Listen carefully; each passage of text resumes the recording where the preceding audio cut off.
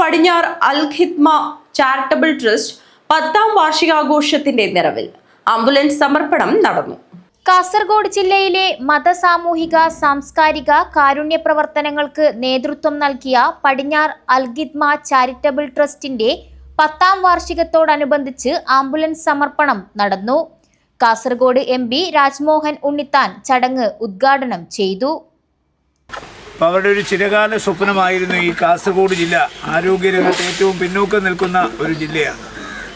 അപ്പോൾ ഈ ജില്ലയിൽ എല്ലാ ആശുപത്രികളും റഫറൽ ആശുപത്രികളാണ്. നമുക്കൊരുപാട് പ്രൈമറി ഹെൽത്ത് സെൻ്റർ ഉണ്ട്. നമുക്ക് അതിപ്പോൾ ഒരുപാട് primary health centre family health centre ആക്കിയിട്ടുണ്ട്. അതുപോലെ തന്നെ നമുക്ക് കമ്മ്യൂണിറ്റി ഹെൽത്ത് സെൻ്റർ ഉണ്ട്, താലൂക്ക് ആശുപത്രി ഉണ്ട്, ജനറൽ ആശുപത്രി ഉണ്ട്, ജില്ലാ ആശുപത്രി ഉണ്ട്, ഉക്കിനടുക്കയിൽ പേരിനൊരു മെഡിക്കൽ കോളേജുണ്ട്.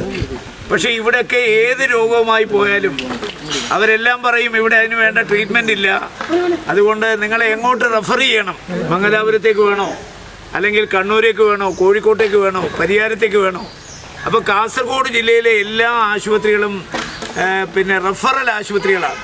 നാളെ ഒരു അപകടം നടന്നാൽ ഒരു ട്രോമ കെയർ സെൻറ്റർ ഇല്ലാത്തതുകൊണ്ട് ആളുകൾ മരിക്കും. ഇപ്പോൾ തന്നെ കാഞ്ഞങ്ങാട്ട് ഒരു കുടുംബം മൊത്തം ഒരു അപകടത്തിൽപ്പെട്ട് 13 വയസ്സുള്ളൊരു പെൺകുട്ടിയും 12 വയസ്സുള്ള ആൺകുട്ടിയും മരിച്ചു.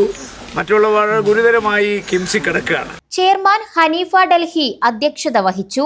TK അബ്ദുൾ റസാഖ് സ്വാഗതവും trust media convener Muhammad Iqbal TK നന്ദിയും പറഞ്ഞു. റസാഖ് ഉസ്താദ് ദുആയ്ക്ക് നേതൃത്വം നൽകി.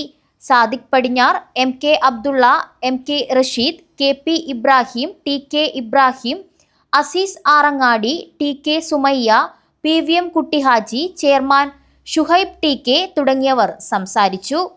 News bureau, Kanhangad.